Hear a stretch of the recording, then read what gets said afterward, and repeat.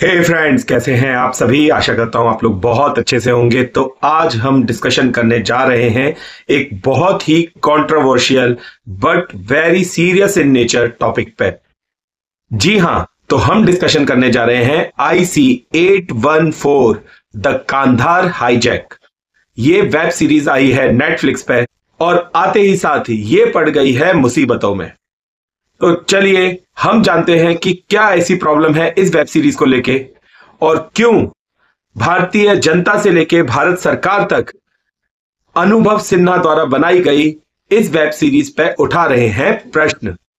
So guys, आप में से बहुत सारे लोग इस न्यू जनरेशन से जुड़े हैं और आप जानते नहीं होंगे कि 1999 में इंडियन एयरलाइंस की फ्लाइट IC 814 हो गई थी हाईजैक। मतलब उसका अपहरण हो गया था और अपहरण हुआ था जब यह फ्लाइट काठमांडू से दिल्ली आ रही थी, न्यू दिल्ली में आ रही थी। उस समय पे इसको पाकिस्तान के कुछ आतंकवादियों ने अपहरण कर लिया था, हाईजैक कर लिया था और इसके बदले डिमांड में मांगे गए थे टेररिस्ट जो भारत को रिलीज करने थे in the lieu of the passengers that were there in IC 814। तो भारत को एक तरफ अपने पैसेंजर्स को रिहा कराना था और दूसरी तरफ भारत को ही नुकसान पहुंचाने वाले बहुत ही खतरनाक आतंकवादियों को उसके बदले में छोड़ना था। तो अनुभव सिन्हा महोदय ने बना दी ये वेब सीरीज और आपको जान के बहुत बड़ी हैरानी होगी कि जो आतंकवादी पाकिस्तान से आए थे, जो आतंकवादी पाकिस्तानी नामों के थे, उनको भारतीय नाम देकर इस वेब सीरीज में पोर्ट्रे किया जा रहा है। क्या आप यकीन कर सकते हैं कि ऐसा, मतलब आप समझिए, एक आतंकवादी का नाम है भोला, एक आतंकवादी का नाम है Shankar. Just imagine the cheap mentality of this Bollywood fraternity. इतने घटिया डायरेक्टर्स, प्रोड्यूसर्स पैदा हो गए हैं इस देश में जो अपने ही देश के नामों को टेररिस्ट के नाम बता के, उनके नामों को परोस के हमारे ही न्यू जनरेशन को दिखा रहे हैं। और आगे चल के यही इकोसिस्टम के लोग इसी जनरेशन को बताएंगे कि हां, ऐसा ही कुछ हुआ था, पाकिस्तान से कुछ हिंदू आतंकवादियों ने भारत का एक प्लेन हाईजैक कर लिया था। यह बात सच है कि इस वेब सीरीज में जो आतंकवादियों के नाम रखे गए वो उन्होंने इस ऑपरेशन के दौरान यूज किए थे ताकि भारतीय इंटेलिजेंस एजेंसीज को इनके ऊपर शक ना हो जाए। पर हैरानी की बात यह है, कंट्रोवर्सी यह नहीं है कि इन्होंने अपने जो नाम यूज किए गए थे, जो इन्होंने एक्चुअल में यूज किए गए थे, वही नामों को दिखा दिया वेब सीरीज में।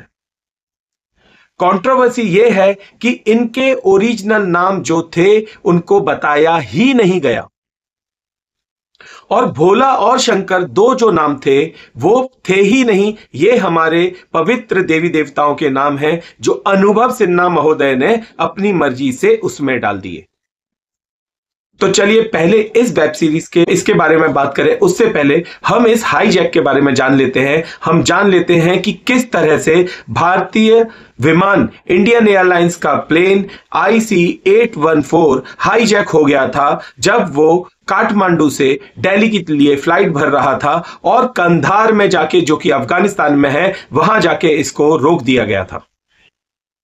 तो इस कहानी की शुरुआत होती है 1999 में जब पाकिस्तान ने पुश किया अपने टेररिस्ट को लाहौर एयरपोर्ट से और बिठा दिया काठमांडू की फ्लाइट में। अब आप सोचिए कि गवर्नमेंट पाकिस्तान की प्लान कर रही है, ISI उसको ऑपरेट कर रहा है, उन्होंने आसानी से चेक इन, सिक्योरिटी चेक की तो फिर बात ही नहीं है, अपने खुद के एयरपोर्ट से अपने खुद की फ्लाइट पे उनको बिठा दिया, टेररिस्ट को with hand grenades, guns, pistols, ये सब लेके बिठा दिया काठमांडू की फ्लाइट में। रेकी पहले ही की जा चुकी थी और रेकी करने के बाद काठमांडू एयरपोर्ट में लाहौर से फ्लाइट लैंड होती है जिसमें 5 टेररिस्ट निकलते हैं और उस जमाने में जो कनेक्टिंग फ्लाइट होती थी उसके लिए सिक्योरिटी चेकअप्स नहीं हुआ करते थे। तो वो टेररिस्ट कनेक्टिंग फ्लाइट में, एयर इंडिया की फ्लाइट में बैठ जाते हैं काठमांडू से और जब फ्लाइट टेक ऑफ करती है तब एक खबर आती है कि फ्लाइट को हाईजैक कर लिया गया है। वैसे बहुत ही समझबूझ के साथ एयर इंडिया के पायलट्स इस फ्लाइट को उतार लेते हैं अमृतसर एयरपोर्ट पे, expecting the Indian government to operate on immediate basis, जल्द से जल्द इंडियन गवर्नमेंट के ऑपरेशन का वेट करने लगते हैं और फ्लाइट उतर जाती है अमृतसर में। यहां पे भी हो हल्ला मचने लग जाता है, कमांडोज भेजे जा रहे हैं, मीडिया दिखाने लग जाता है और उसी समय पे खबर आती है कि फ्लाइट को वापस उड़ा ले गए हैं टेररिस्ट अमृतसर से लाहौर की तरफ। यस, लाहौर, जहां से तार जुड़े थे इस टेररिस्ट ऑपरेशन के। अल्टीमेटली लाहौर में फ्लाइट उतरती है, वहां से फ्यूल भराया जाता है और फ्यूल भराने के बाद यह फिर से उड़ जाती है कांधार के लिए। कांधार अफगानिस्तान में एक जगह का नाम है और वहां पे एयरपोर्ट में जब रात में फ्लाइट पहुंचती है तो पता चलता है कि वहां तो लाइट ही नहीं है। रात में लाइट ना होने के कारण एयरपोर्ट पे प्लेन रनवे पे लैंड नहीं कर पाता है और उसको जाना पड़ता है दुबई। मतलब समझिए, सारे चोर चोर मुसेरे भाई एक साथ मिल जाते हैं और फ्लाइट के ऊपर कोई भी ऑपरेशन नहीं, कोई भी एक्शन नहीं लिया जाता है और अल्टीमेटली मॉर्निंग टाइम पे उसको उतार लिया जाता है कांधार। अब इसके रैंसम में टेररिस्ट डिमांड करते हैं उनके ही कुछ टेररिस्ट को छोड़ने के लिए, जैसे कि अजहर मसूद। ये गंदा सा दिखने वाला जैश ए मोहम्मद का टेररिस्ट अजहर मसूद उस समय इंडियन जेल्स में बंद था और उसकी रिहाई के बदले में पैसेंजर्स को रिहा करने की शर्त रखी जाती है भारतीय गवर्नमेंट के साथ में। अल्टीमेटली अपने देश के नागरिकों को बचाने के लिए पाकिस्तान का टेररिस्ट अजहर मसूद, उसको रिहा किया जाता है और रिहा करने के बाद में IC 814 को छोड़ दिया जाता है। तो ये 5 टेररिस्ट पाकिस्तान के थे। इनके नाम मैं अभी आपको बताऊंगा तो आप शॉक हो जाएंगे। शॉक इसलिए हो जाएंगे क्योंकि वेब सीरीज में जो नाम लिए गए हैं और जो असली नाम है उनके बीच में जमीन आसमान का फर्क है। यह बात बिल्कुल सही है कि हाईजैक के दौरान आतंकवादियों ने अपने असली नाम को छुपा लिया था कोड नेम्स में, कोड वर्ड्स में। पर कंट्रोवर्शियल बात यह है कि इस वेब सीरीज में अभी दबाव आने के बाद नामों को, असली नामों को जोड़ा गया है। दबाव किससे आया? भारतीय जनता से आया। दबाव किससे आया? भारत सरकार से आया। अनलेस एंड अदरवाइज ये बेशरम लोग सिर्फ कोड नेम्स के द्वारा ही सीरीज में नामों को दिखा रहे थे और उसमें भी 2 नाम भोला और शंकर अपने मन से डाले गए। तो अब आप जानिए एग्जैक्टली टेररिस्ट के असली नाम मैं बताने जा रहा हूं आपको। पहला नाम है इब्राहिम अथर, जिसको वेब सीरीज में चीफ कोड नेम से दिखाया गया है और जो सच था। बट वेब सीरीज में शुरुआत में कहीं नहीं बताया गया कि चीफ का नाम इब्राहिम अथर है। शाहिद अख्तर सईद, इसके लिए वेब सीरीज में कोड नेम यूज किया गया है डॉक्टर, और यह भी एकदम सही कोड नेम था। बट शाहिद अख्तर सईद ऐसे नाम का कहीं कोई जिक्र नहीं था। थर्ड नेम था सनी अहमद काजी, जिसको वेब सीरीज में बर्गर नाम से दिखाया गया है। फोर्थ नेम इज मिस्त्री जहूर इब्राहिम, जिसके लिए वेब सीरीज में भोला शब्द का इस्तेमाल किया गया है। और फिफ्थ टेररिस्ट का नाम था शकीर, जिसके लिए शंकर नाम का इस्तेमाल किया गया है। Can you imagine it? Bharat में भारत के लोगों को यह वेब सीरीज दिखाई जा रही है। बनाने वाला एक भारतीय अनुभव सिन्हा, इसका ट्रैक रिकॉर्ड गूगल में आप चेक करिएगा कि ये कितना नालायक इंसान है। अनुभव सिन्हा ये कितना बेशरम और नालायक है। आप इसके वीडियोस देखिएगा, मैं भी डालूंगा इसके ऊपर video. And he has this background, he has this history of praising terrorists and glorifying them. तो आप इसके वीडियो देखिएगा। ये कंट्रोवर्शियल इंसान हमारी धरती में रह के हमारे ही लोगों को टेररिस्ट दिखाने पे तुला हुआ है। एंड उसको ये बात बहुत अच्छे से पता थी कि अगर वो ऐसी कंट्रोवर्सी करेगा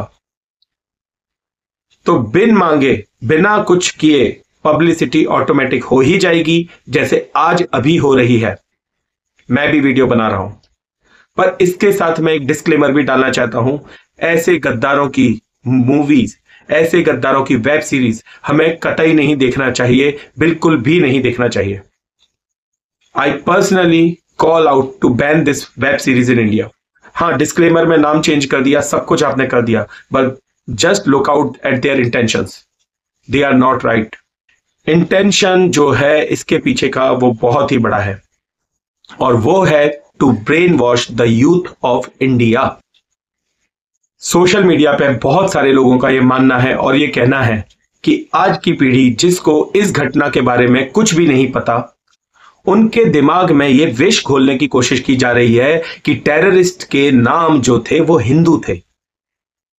सोशल मीडिया पर लोगों का यह भी कहना है कि अगर अजमल कसाब को जिंदा नहीं पकड़ लिया जाता तो उसको भी पूरा प्लान था इस इकोसिस्टम का एक हिंदू टेररिस्ट दिखाने का, कलावाह दिखाकर। But to their unfortune Ajmal Kasab को जिंदा पकड़ लिया गया and he came out to be a Pakistani terrorist.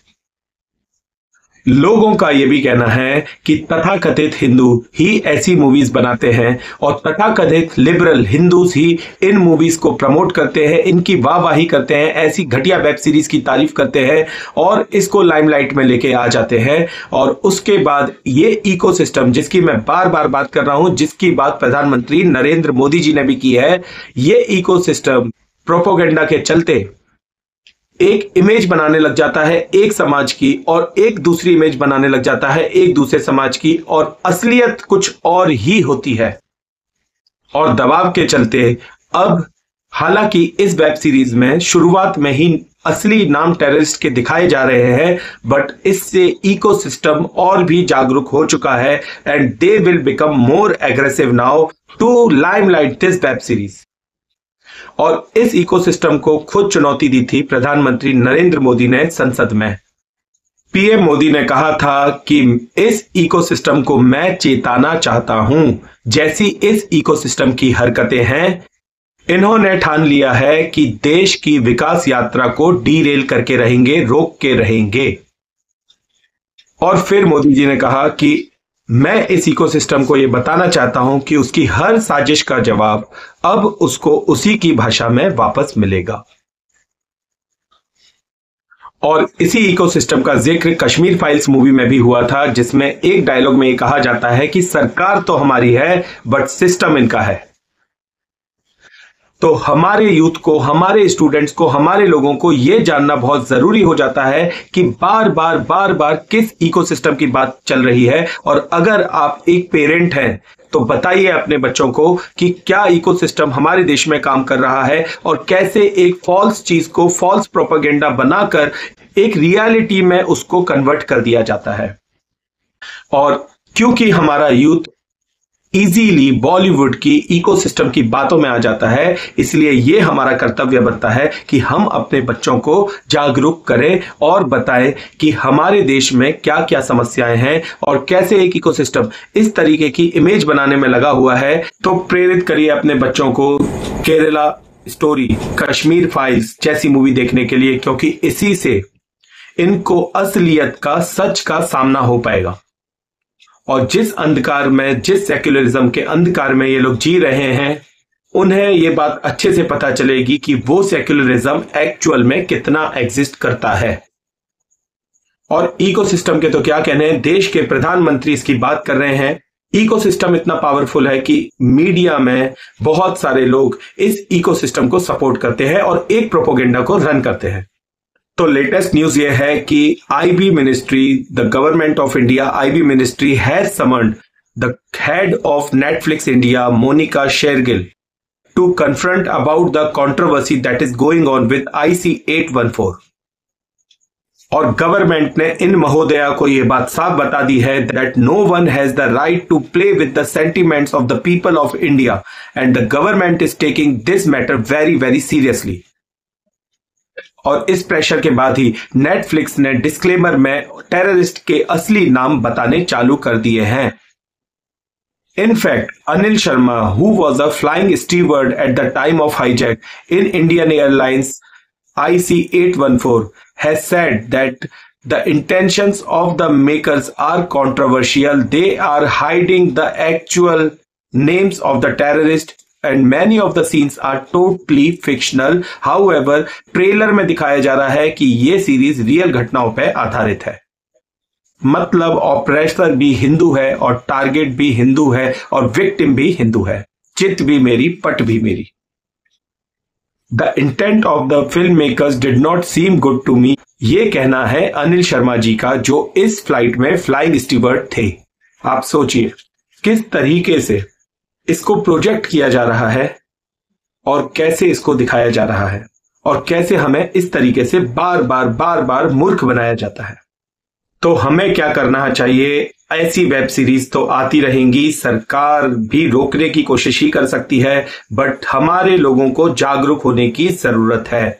जिस दिन हम इन लोगों को बॉयकॉट करना शुरू कर देंगे, इनके द्वारा बनाई गई कोई भी मूवी, कोई भी वेब सीरीज को देखना बंद कर देंगे, ये लोग अपने आप लाइन पे आ जाएंगे।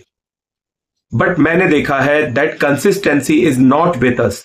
I saw at the time of Sushant Singh Rajput many people were talking about that आज के बाद हम कभी बॉलीवुड की कोई मूवी देखने नहीं जाएंगे, हम कोई भी नेपोटिस्ट स्टार के बच्चों को सपोर्ट नहीं करेंगे। बट वही सब लोग आज हंसते खिलखिलाते हुए आराम से मूवी देखने जाते हैं और इन्हीं नेपो किड्स को सपोर्ट करते हैं, इन्हीं की जेब में पैसा भी भरते हैं। तो हमारी मेमोरी बहुत ही शॉर्ट है और हमारे अंदर यूनिटी बिल्कुल भी नहीं है, और इसी यूनिटी के ना होने के कारण हम लोग बन चुके हैं 1000 साल के गुलाम। Foreign invaders has ruled us for more than 1000 years just because of this tendency of ours that we are not united. We don't call spade a spade. तो कैसा लगा आपको ये वीडियो? कमेंट बॉक्स में अपनी राय देना ना भूलें। और क्या आप भी आगे चलकर बॉलीवुड या इनके द्वारा प्रायोजित कोई भी कंट्रोवर्शियल प्रोपोगेंडा वाली मूवीज को देखने जाएंगे? और क्या आप इनकी जेबों में पैसा भर के इनके इकोसिस्टम को मजबूत बनाएंगे? प्लीज मुझे कमेंट बॉक्स में बताइए। डिसीजन आपका है, आपको क्या करना है क्या नहीं करना है। भारत तो वैसे भी डेमोक्रेसी है और यहां पे सब कुछ चलता है। तो चलिए फिर मिलते हैं एक नए वीडियो में, तब तक के लिए अपना बहुत ख्याल रखिए। And if you like the video kindly don't forget to like, share, comment and subscribe our channel and bell icon दबाना बिल्कुल भी ना भूलें। इसके द्वारा ही हमारे द्वारा अपलोड किया गया वीडियो आपको दिखेगा एज अर्ली एज पॉसिबल। जय हिंद, भारत माता की जय, वंदे मातरम, हर हर महादेव।